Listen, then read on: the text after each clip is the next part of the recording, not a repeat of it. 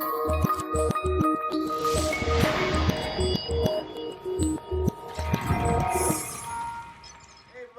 thanks for joining us. This is the Millennium Beat with your host, Kevin James.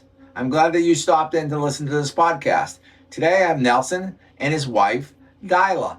Dayla and Nelson are from Puerto Rico originally, and you're going to hear their story of the early years of their life. So stay tuned. Just a quick little word from our sponsor. I would like to thank McLeod Painting Group of Vero Beach, Florida for sponsoring this week's show. They specialize in interior and exterior painting. They are licensed and insured with over 45 years of experience, expanding over 3 generations. Give them a call at 772-501-0324 and tell them that Kevin James sent you. Again, that number is 772-501-0324. All right, get ready for a great interview with Nelson and his wife. So we are going to start in about 60 seconds.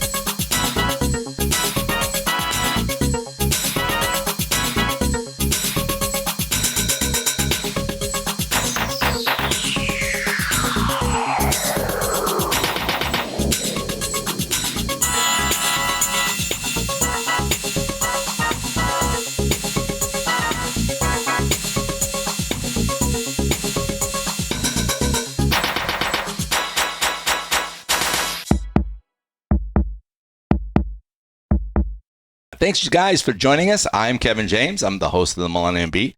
I happen to have Nelson and his wife with us today. Nelson used to be our Spanish host for the Millennium Beat a few years ago when we started. And he doesn't know it, but we probably might do a few more. We might pull him out of retirement to do a few more shows here and there. Not a regular schedule, but we might do 1 or 2 Spanish shows. So I'm willing. Yeah, and I'm okay. Stuff like that. So I still have the uniform. You still have the uniform? I have the shirt, yeah. You still have the shirt? That's good. And the hat. And do you have the cup? Yes, I still have it. That's good. It hasn't broken. It's fallen, but it never broke. Oh, good. That's a good sign. It survived the move. That's a good sign. So what we're going to talk about today, Nelson and his wife. His wife's name again is? Dayla. Oh, yeah, that's right. Dayla. You kind of sang it there. Dayla. Dayla. Yes, we're going to have fun. I know we had fun when we did our testing on the stage back a few years ago, and people like our rapport between us as host and co-host. So. Yeah. We got goofy a lot. Yeah, that's the fun part. Yeah. You know, our audience is, it's like we want to entertain them a little bit. Yeah. And let them see our real side. Yeah. The real us, And yeah. The not serious side. And then that they know they can come back again. So that's really cool. And get harassed. And maybe we'll take this comedy show on the road one day when I get my new bus. Hey, who knows, man? The Millennium Bus. And it won't be a yellow bus. No. A short yellow bus. No, it'd be a long 40-foot diesel pusher. Cruiser. Yeah, so we can... Coming to a city near you, the Nelson and Kevin Hour. Oh, they better get ready. Yeah, that should be fun. And Dayla will be involved too. So. Oh yeah, so she'll be the Latin version of it. She's the Latin version of the Millennium Beat. Yeah, right. She'll bring. She's got a good sense of humor. Okay, yeah, she's married to you. There you go. I have to. See, he's already starting, so he better get ready to receive. Hey, no, I'm only kidding. Yeah, I know. You got to give, you receive. So you got to have fun. What we're going to do today is we're going to hear Nelson's story a little bit up to, meeting Dayla. So, and then she will tell her story up to the time that she met good old Nelson. Let's see if we both agree. Yeah. At how we met. This is Marriage Counseling 101. It's where we have fun, and it's kind of like, remember that game, like they write something like, what's the first time he did something wrong? Newlywed game. Yeah, newlywed. That's it. Yeah. So that's pretty cool. So I'm going to be quiet now, and I'm going to let you talk and tell your story from when you were a wee little child. Okay. You've got 3 hours now. I'm only kidding. Yeah. Well, from what I've learned over the years, walking with the Lord. Wait a minute. You learned that when you were born? No, no. Now in the process. I want you to go back to your wee little child. Where were you born? Well, I was born in Puerto Rico, at Juntas, Puerto Rico. Okay, now we're going. I was a wee little child. You were very young when you were born. Well, I was a big kid, even though I was a wee little child. How big were you? I was bigger than the normal child, let's say it that way. I don't know what. I was really long and skinny. Oh, okay. Yeah. Okay. I was bigger than most of the kids in the family. I was the biggest kid in school most of the time. So I was a big kid. You took a record coming out of the gate. Yes. I broke a record coming out of the gate. I know that I've been chosen by God. Okay. Since before I was actually born. The Lord brought it to my attention. When I got to really know him in depth, he told me I was chosen before my mother's womb. Wow. And from what I can remember, I've conversations with my mom when I was little. She always told me that I always saw Jesus and I always saw angels. Okay. In the atmosphere. I could sense them. And she said that a lot of times, even when I was 1 year old, I'd be having conversations with them, with Jesus. Oh, okay. And she'd ask me, who you talking to? And I'd say, Jesus. And over the years, she always talked to me how, God had called me or chosen me. But I didn't understand. Right. Now, this is all in Puerto Rico? No, I was 1 year old when my parents moved to New Jersey. And then I was raised. Where you got a cup of coffee and a ticket. Yeah, that's ticket. the ticket. Yeah, and if you drop a quarter, you get to pick it up. Yes. I remember I lived in New Jersey for 3 weeks. Yeah. That was about all I could take. That's about all you didn't even wet your big toe. I know, but in Jersey. I lived in Paramus, New Jersey. You lived right across the river from where I did. Yes. You lived by the Meadowlands Arena. I don't out know. In that area. Again, I was only there for 3 weeks. Oh, okay. Well, we'll let it go. We'll forgive you. Okay. Yeah, that's good. I appreciate it. Thank you. Yeah. Thank you. I'll be kind today. Okay. Well, it would be kind. You rewind. Yeah, you could rewind it on the computer. Yeah. But yeah. I knew there was something different about me because, like my mom used to tell me. We could tell you that right now. Oh, believe me, I know you'll tell me, and my wife will tell me. Your wife is going to see a side of us that she's never seen. She's over there. She's like busting her gut. I know. Yeah. Believe me, she knows me very well. She knows I'm very different. Oh, yes. Yeah, and we laugh about it a lot. Yeah. But Joy, with you see Joy's the look medicine, yeah. See the look at her face? Yeah, she knows very well. Yeah. But my first, from the age of 3 to the age of 7, I went through a lot of sickness. Okay. And now I realize it was the enemy trying to take me out. Mm-hmm. He knew you had a destiny. Yeah. He knew I had a purpose and a destiny with the Lord. I didn't know it then. But now I understand. The Lord showed me and revealed to me that the enemy was trying to take me out. But my first real encounter with the Lord was when I was 16. Okay. Where I was laying in my bed. I had come home from work on a Saturday, and I took a nap. As I'm laying in the bed, I'm laying on my left side, looking at the wall. I fell asleep, and I noticed the atmosphere in my room changed. Oh. Like the Shekinah walked in. That's when I first experienced the Shekinah glory. Was it kind of foggy, or you just sensed it? The temperature changed in the room. Okay. Hot or cold? It was warm in the house because we didn't have AC at the time. And it was warm, but it was comfortable. But then when I was awakened, I could tell the temperature dropped maybe 20 degrees. That's how big of a drop. And I can feel the chill in the air. And I could see my eyes were closed, but I could see there was a light on at my feet. But there was no light on. And I knew that because I had turned everything off. And we didn't have any lights in the backyard because I had a window to the backyard, but there was no light. So I said, somebody must have opened the door. So I get on my back and I get up on my elbows and I look to my feet. And there was Jesus at the feet of the bed. And he's looking at me with a smile. And Laughing. it could have been laughing at my big feet. Could have been. No, But I'm only kidding. he looked at me. I know. He looked at me. You're just making up for the lost time. That's all. I know we haven't been together for a long time. For a long time. So, But he looked at me, and I felt this peace. I felt this joy. You know, I wasn't afraid. right. And I knew I was in good hands. And then he just started moving from left to right. And the door was right here. So he just went right through the door. Wow. I got up. I ran from my bed, and I opened the door. And my mom and stepdad were in the living room. And I said, Mom, Junior, did you see Jesus? And my mom said, come here. And she said, sit down. She says, remember the stories I always told you, how you always saw Jesus? I kind of figured when you said that he was in your room. And the look on your face shows that you saw something important. And I said, yeah, Jesus was in my room. I'd never seen him, but I knew it was him. Right. And then I had an encounter with him in 88 when I had the auto accident. That's when I gave my heart to the Lord. He came into the emergency room. I was like an hour from dying from the accident. Wow. And I remember praying, and the Lord said, you know what? Everything is going to be okay.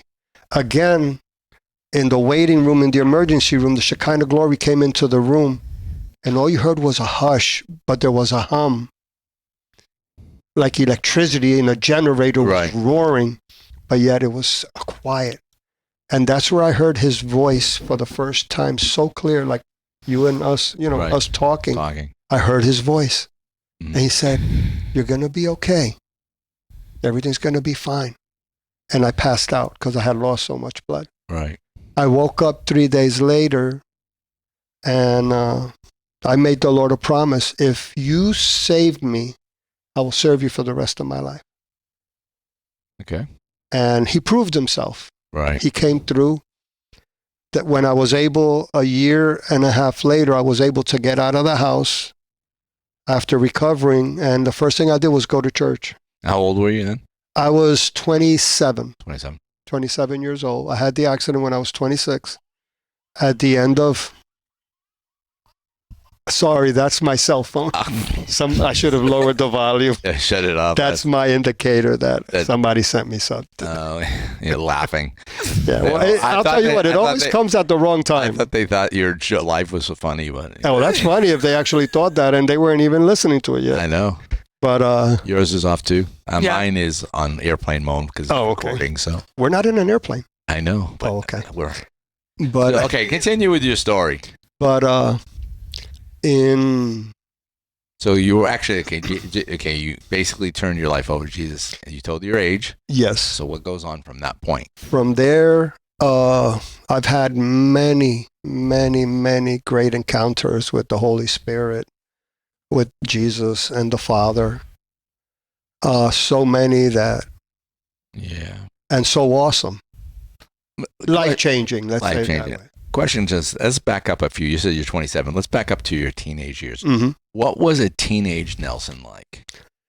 Very athletic. Okay. I did a lot of exercise. I did a lot of sports. I didn't like school, but I went. You went. I did pretty good. I wasn't an A student. I was a B and C student. Okay. But I was a loner. Mm-hmm. And people always question me, how come you're always by yourself? Why is it that you don't hang out with the crowd? I said, I do. I play baseball. I play basketball. I play football. I ride bike. I do skateboarding. Wow. So I'm with a crowd. But when I'm alone, when I'm home, I was alone. I went in my room. I put my music. And it's funny because in music, in worldly music, let's call it that way, in worldly music, I could feel God's presence. Right. He would actually talk to me, and through the music, through the lyrics. And a lot of times I would lay down on my bed and I'd put the speakers right here at the head of the bed, one on each side. And I would go into not a trance, because trance is Right. not from the Lord, but I'd go into like a vision, Mm-hmm. and I would see things that were going to come to happen in the future. Right. Oh, wow. Yeah, I would see things, and I'm like, wait a minute, I saw that. Years later, I'd say, wait a minute, I already saw that. What's going on? I didn't understand. Now I'm going to ask this question. Is there anything that you've had like that, dreams or visions or insight on something on the future that hasn't come to pass yet that you can remember Everything that the Lord has shown me has come to pass. so far? Yeah. So the Lord is going to speak to you even more of future events. He has talked to me about things that are coming, yes. There's a lot of stuff coming in the near future. You want details? On one? Yeah, One just on one. Yeah, that'd be good. thing? Put you on the spot here a little bit. Yeah, no problem. One thing I know is there's going to be drought and there's going to be famine. Man, that's logical. Yeah. And the reason why it's coming is because of judgment. Okay. Like in the Bible with the nation of Israel. When they walked right before the Lord, they were blessed. Mm-hmm. God provided everything for them. Right. But when they walked away from the Lord and followed other gods, like the nation has done, Yeah. Judgment came. Mhm. And that's what is coming, is judgment. But in the judgment, and it's interesting because I was listening to Tim Hines' thing in August 12th, Right. and he was talking about that when God brings judgment to the church, he gives blessing. Mm-hmm. And I've heard another preacher preach on that, a prophet, a mighty prophet of the nation, was talking about that the other day. And whenever God brings judgment to a nation, he also uses it to do a revival. Okay. And that's what he's been saying. We just entered into a season where 2018 started the 7 years of prosperity, like in the Bible with Joseph, Right. the 7 years of prosperity, and then the 7 years of the skinny cows. 2025 will be the pinnacle or the beginning at full force of the famine. But it's starting gradually. It's already getting there. Right. The process has begun from 2018 on. And It's what the vision I just saw was like a storm off in the distance. It's not there yet, right, but it's you in do see the clouds and they're getting darker. and You can see the something's lightning. coming. That you know, yeah, that's something Yeah. coming. Yeah. That's happening over the first 7 years. Starting again, what year? 2018, 18. So 18. 2018. 21. and it's 7 years. So, So we're 4 years into it. yeah. And then 2025 will be when the full force famine will be in and drought will be in. But from what the Lord has told me, and he's told other prophets, is that this is going to be a time where he's going to use the remnant, Mm-hmm. those who are willing to obey and do what's right. He's going to, let's say it this way, he's going to do like he did with the nation of Israel. Before they left Egypt, what did God tell him to do? He told them, go to the Egyptians, get the wealth, Yeah. get the clothes, get everything, Yep. plunder them. But God's not going to do it that way now. What he has said is he's going to take the wealth of the wicked and give it to the righteous, Right. to his kingdom. And I know sometimes that sounds harsh, Mm-hmm. like somebody's going to go and break in it. No, God's going to transfer it Right. the way he knows how to do it. How he's going to do it, only he knows, you know? Well, the story, like I heard a story one time about a guy, and I think it wasn't Puerto Rico, it was some other country, I can't remember. Now that he owned a Taco Bell franchise, and there was land, and everybody said, because they wanted to do a tent revival there, and everybody says, no, that guy's not going to let you use the property or give you the property or anything like that. Mm-hmm. So they found out who owned it, and they him and another guy went to go see him to ask him if they could have the property. Mm-hmm. And in the meantime, they picked up a third person. And to tell the story quickly, they got to the guy's house. The guy opened the door, looked at the three of them standing there, and started weeping. He said, last night I had a dream that Jesus came to me. And he says, there's going to be three guys, Mm-hmm. not two, three. Whatever they want, give them. Mm-hmm. So So, and this guy was very Pharaoh-like. It's like wealthy. Mm-hmm. I don't care anybody else but myself. Mm-hmm. And God told him to give it to him, so they gave him the property so they could put a tent up. Yeah. Yeah. So you never know what God's going to do. It's in His timing. Yep. And how He's going to do it. He's got it planned already. Right.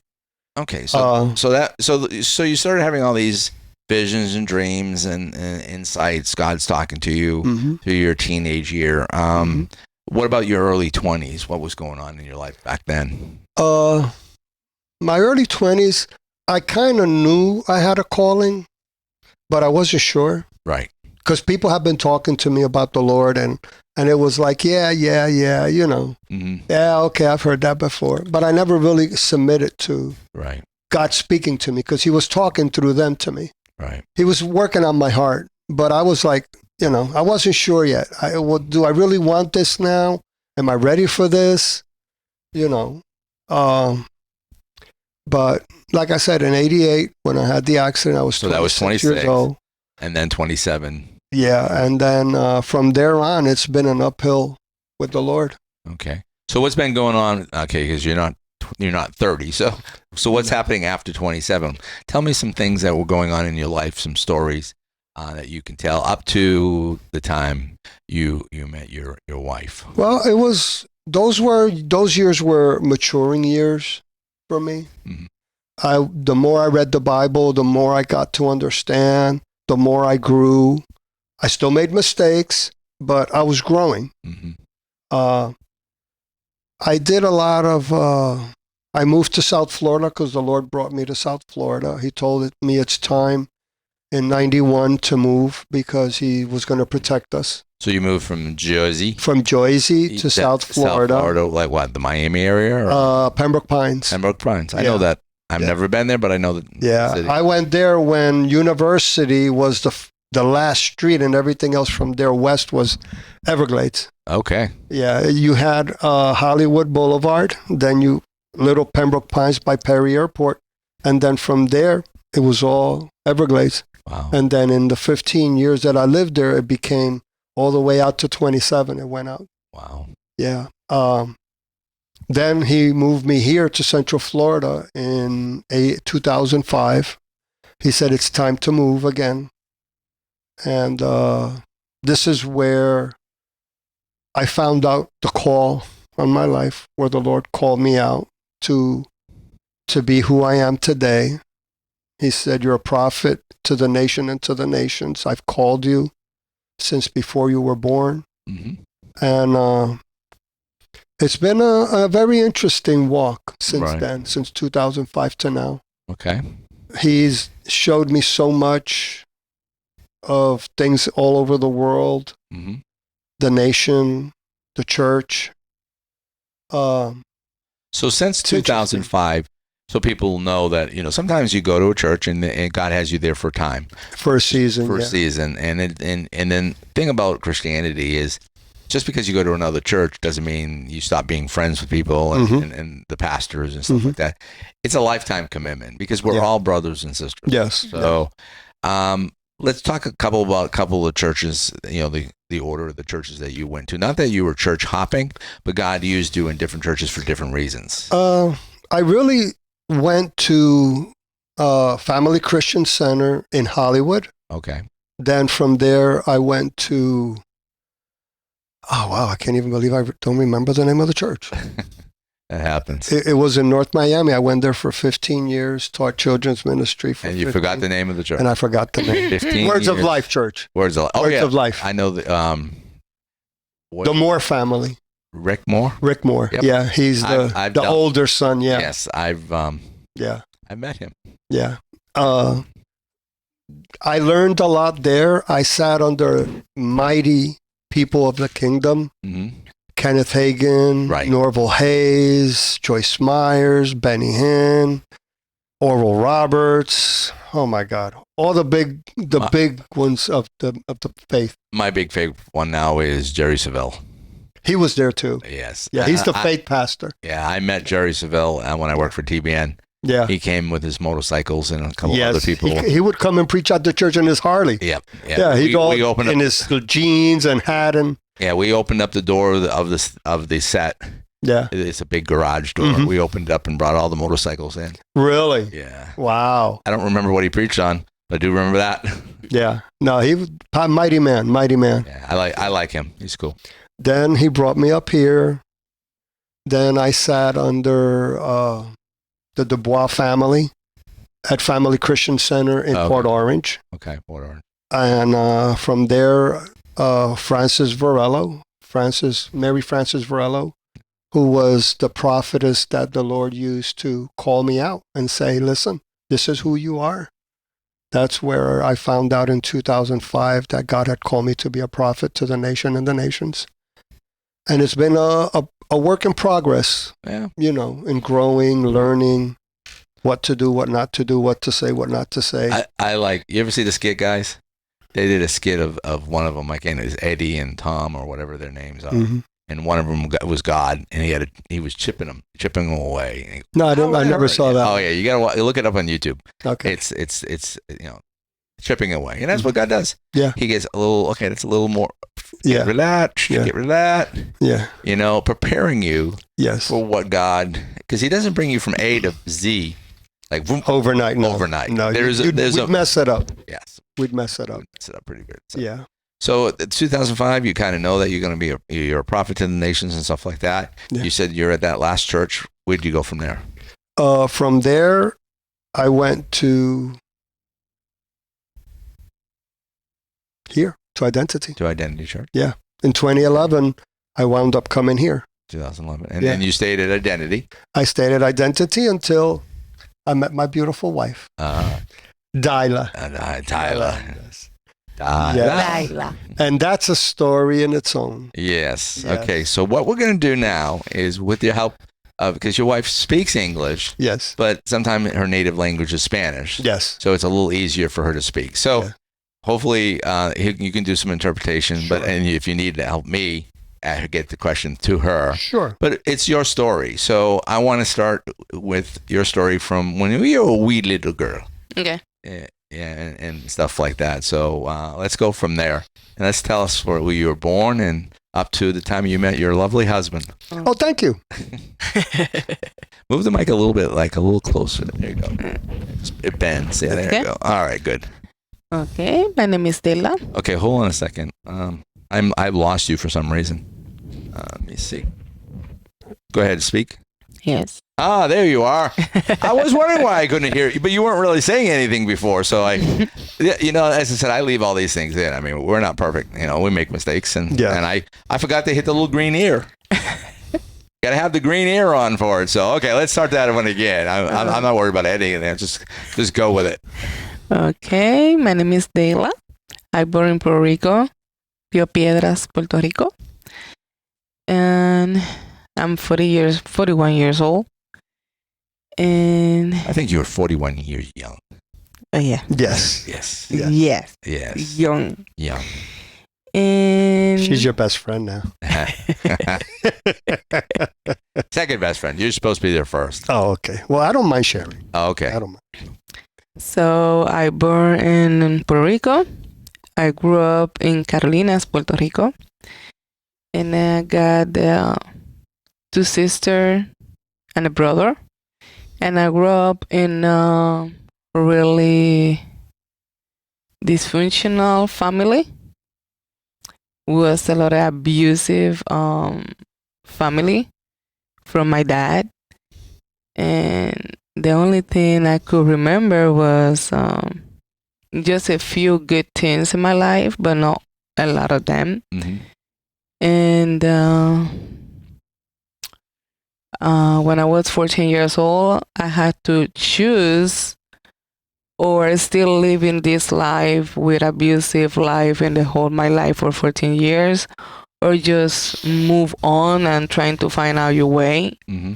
So I met this person, and he take me with him. So I just get out from my house with him, and then just one day, when finally I find out because my parents know, so they put me out from my house. Oh.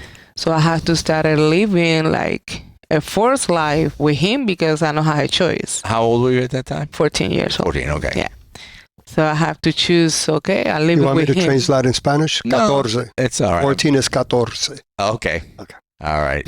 So how old was he? He was 28. 28. Okay. Yeah. So they said, well, you out of the house and you have to get married with him because if not, I will put you in like a DCF here, Juvie. Right. Juvie, yeah. and then he have to go to jail And now, because because he's not. He's Yes. 28. You're 14. And you were in Puerto Rico at that Yes. time, Yes. which is not. I mean, it's part of the United States. It's a Commonwealth, but it's not a state. No. yeah, not yet. but by that time, Yeah. if they put a case, he would be in jail. Oh yeah. Yeah. Definitely. He's a So- little old. He was a little old for you. Oh yeah, so he chose to say, okay, let's get married. So we don't have an option. Right. So we get married, and then I have my beautiful daughter. She's 25 years old already. And then after 6 months, I get married. We get divorced for abuse Right. again. I have marks in my body while he left me. And then was really bad life at that time. I was by myself. Right. And you have a kid. I have a kid, and then was rough because many things happened in the middle with my daughter. So So let me get this straight. You were 14. You get married. Got pregnant. That's about almost a year, 9 months. So you're 15. Basically, you had a kid at 15 years old. yes, And then you said you were married for how long again? 6 months. So, 6 months. And I was thinking 3 years. So But we no, was that together. We wasn't was long. together, but then we get married when my daughter had 6 months. So we get divorced. So we get married when I was pregnant. Right. Wow. Until we prepare everything. You weren't so- even 15 at the time. No. And what I got to ask this question: Mm. What were your parents thinking?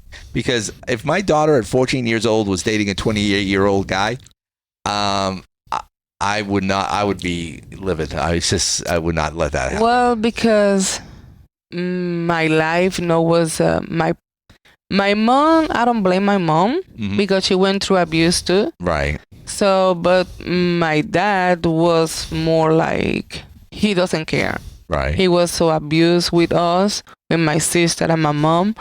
So he didn't care. Right. He just is what he say and that's it. And when was this relationship an escape for you? That you could Yes. get out of the Oh, yeah. situation Yes. because you were in an abusive Mhm. relationship with your parent, or at least your dad. hmm And basically, it sounds like to me that your parents gave you an ultimatum. Mhm. Okay, we're going to send you to the system, or you get married. Exactly. Yeah, and you didn't So want I to go don't to have this. I don't have a choice. So I just okay.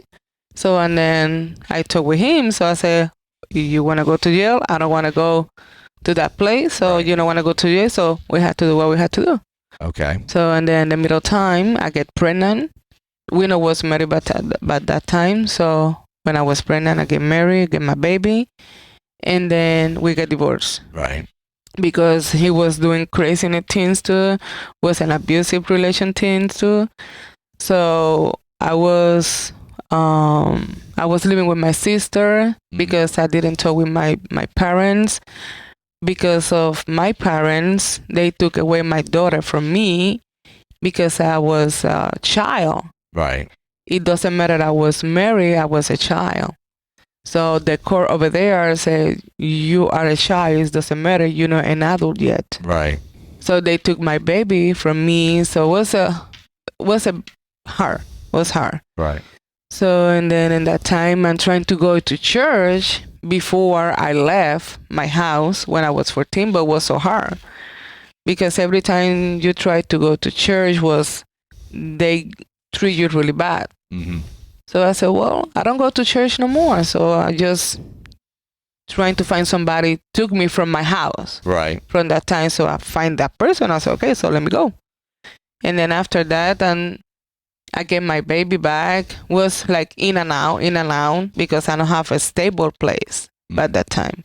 right, And then I start working by myself, trying to find out a job and trying to finish my school. I didn't finish yet, so finally I finished my school. I tried to finish my college, but I can't. Was hard. right. Was hard. But then when I was working on 2005, I get an accident. Mm. I fell by the second floor by the steps. Oh, So was so bad. My back is all messed up.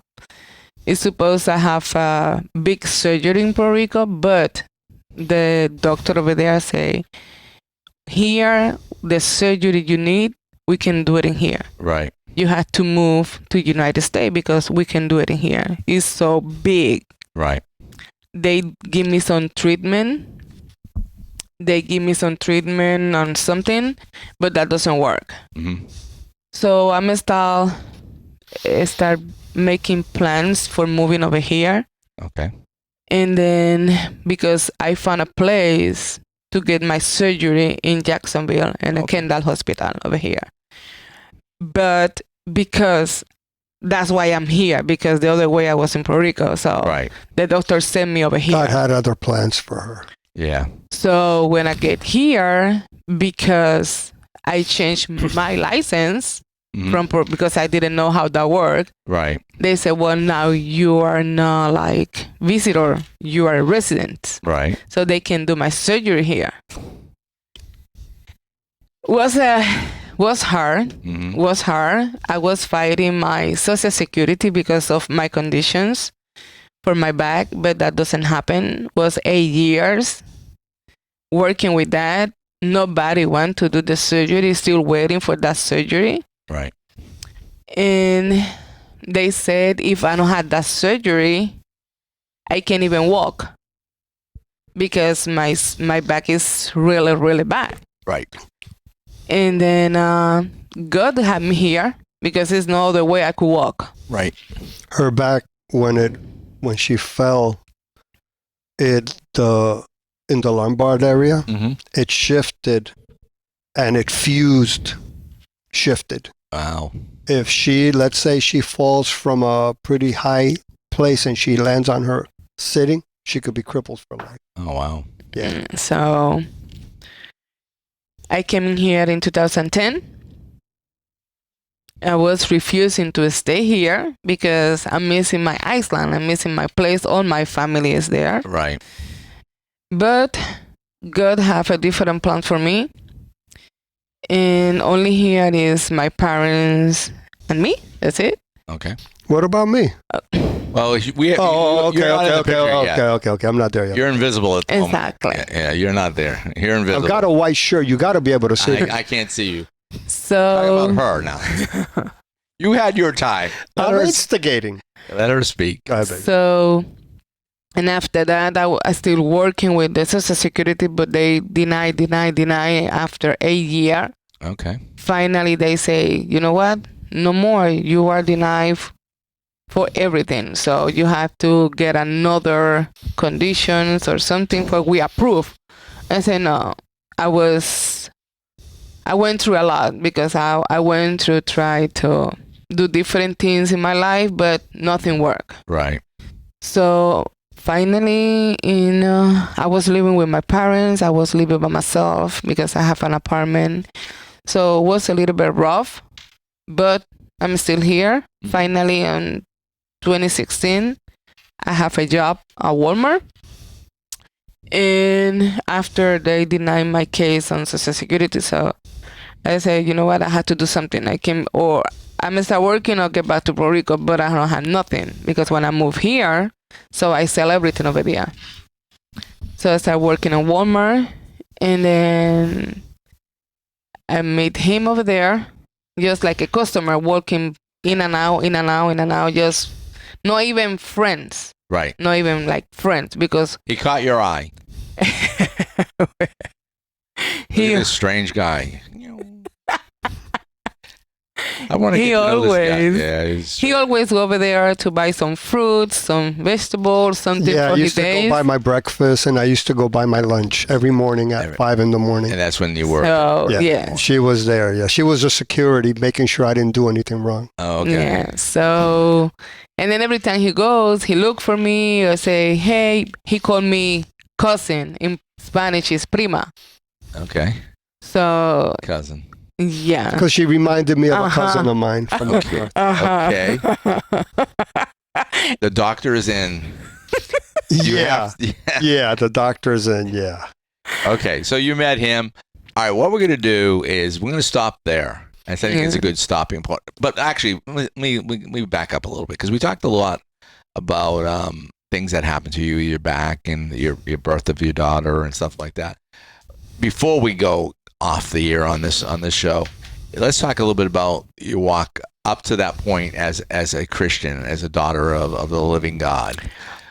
Start from your birth, and speed it. You don't have to do it slow. I mean, you can just, but it's important because we talked about the secular things that, the medical, the abuse and stuff like that. But I want to hear a little bit about what God did in your early ages up to the time you met him, where you saw him, if you accepted him, at what time, stuff like that. Okay, so I accept him when I was a child. Okay. But do you mean child under 8 years old? Before like 13, Before maybe 13. Okay. 11, 12, something like that. Okay. I was in a church in Puerto Rico, was with my neighbor. And then I used to go to the church with her. But every time I get back from church, was some argument at home with my parents. So I just decided to don't go no more to the church, because every time I go and then came back, it's something. There's a fight. So I just say, I don't go no more. So after that, I stopped going to church. I believe in God. Right. I accept him, but I refuse to go to church. You didn't want to deal with the battle at home. Because I said, well, if going to church is so bad, so what, I had to go. So I grow up and I visit different kind of church. People invite me here, I go there, blah, blah, blah. So when I moved here, I went to a church. The first church I visited here was one in Fort Smith. There's no there no more. But they closed the church, and everybody just move a different church and something like that. So after that, I went to a church. It's still open, but she moved from the place. She's in the barrio right now. So, but I said, you know what? It was like I was dealing with my back, with my depressions, with my social security. Was a lot of things, and then I could say like they was looking for me all the time, but I don't feel like, why I had to go if everything is so bad for me. So I don't understand why if I go to church, everything's so bad, so I don't have to go no more. Right. So, and then after that, I went to a church. This is the church I'm going right now. I visit them. She's going by herself. But that time. We go there. We both go there. I'm just listening. So the look that she gave you when you said that's a priceless. So I went to that church. And I started visiting them, but was like in and out because of my job. I don't have Sundays off. Right. So I was in and out, and they keep calling me. They keep looking for me, come visit us. And then I'm going to start going there in and out. And then my mom went through cancer. And then when she was in 2020, she started with the cancer things on her brain.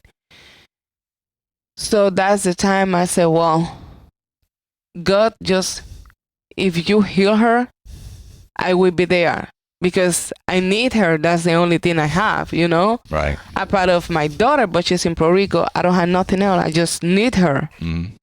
So I'm going to start going to church. In that time was when I meet Nelson, my husband. Okay. So, and that's the church we're going right now. Okay. Cool. All right. We're going to pick up in the next episode a little bit when you guys met. Him as a customer stalker. Oh, thank you. He sees this good-looking girl and he says, "I'm gonna." I never looked at her in that way. No, she was your cousin. Yeah, it was my cousin. Oh, you got Okay. to go there. Okay. That's what you said. Doctor's in the house. Doctor's in the house, so you're your cousin. So, all right. We'll end this a little bit. You're working with Identity Church and other churches. There's a couple other churches, bilingual churches and Yeah. Spanish churches. Yeah. They're going to have a conference in October 15th. 15th. Yeah. Tell the audience a little bit about what you think is going to be happening, and then where to get more information, stuff like that. Well, the conference is focused on forgetting about denomination Mm-hmm. and uniting as one kingdom. Okay. You know, when Jesus said, I will give you the keys to the kingdom, he didn't say I was going to give you a building. Right. Jesus did all his ministering out there. Mm-hmm. And what the Lord said is, I'll give you the keys, but I will build the church. Okay. When he said through Peter he was going to build a church, if Peter wouldn't have walked where he was supposed to, he wouldn't have been the foundation. Right. Jesus is the foundation. That's what the word tells us. Mm-hmm. Peter would have been a tool that he would have used to build the church. And because he did, God built the church from there on the day of Pentecost. Right. And what he wants us is to go back as the day of Pentecost, where there was unity. There was no Pentecostal, there was no denomination at all. It was just one people, one God, and his God's glory fell. Right. That's what we want. One of the things I'm thinking about when Jesus said that to Peter, I think it was more likely, it wasn't the fact that Jesus was building the church upon between Peter, but the revelation of what Peter said. Yes. That's what he was building on. Yes. Yeah, not the man of Peter himself. Yes. Yes. Some religions have taken that off as Peter was the first pope and stuff like that. Yeah. Yeah. You know, that's a whole nother story for a whole nother podcast. But in general, it was the revelation. Yes. Yeah, what Peter said. So, okay, that's cool. It's going to be happening in October 15th. At Identity Church. At Identity Church in Deltona, Florida. Yes. Check out their website at identitychurch.net. There'll be information right now. Just save the date. Mm-hmm. By the time this podcast will air, it will be closer.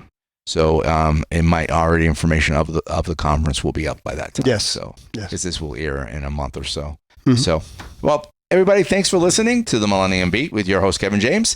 And we're going to pick up a story next week of how Nelson met his lovely wife. And they're my cousin. Your cousin. Oh, Lord. Stay tuned. Why Nelson met his cousin and they got married. Yes. This is not like redneck, the boondocks. This is Puerto Rican neck. Yeah, Puerto Rican neck. Not red. Come on. Join in next week and when you hear the rest of the story. Thanks, guys, for tuning in. And again, this is Kevin James. God bless everybody and talk to you soon. This has been a Millennium Beat production. Views and opinions of the guest are not always the views and opinions of the Millennium Beat. I want to introduce you to a new program we are starting in 2023. It is a program where people can contribute, sponsor, or become a super sponsor to help support what we do at the Millennium Beat. We are also developing a partner program to help reach our goals of reaching people. More information will be on our website, where you can fill out a form to become a sponsor or partner and make payments directly to us from our website.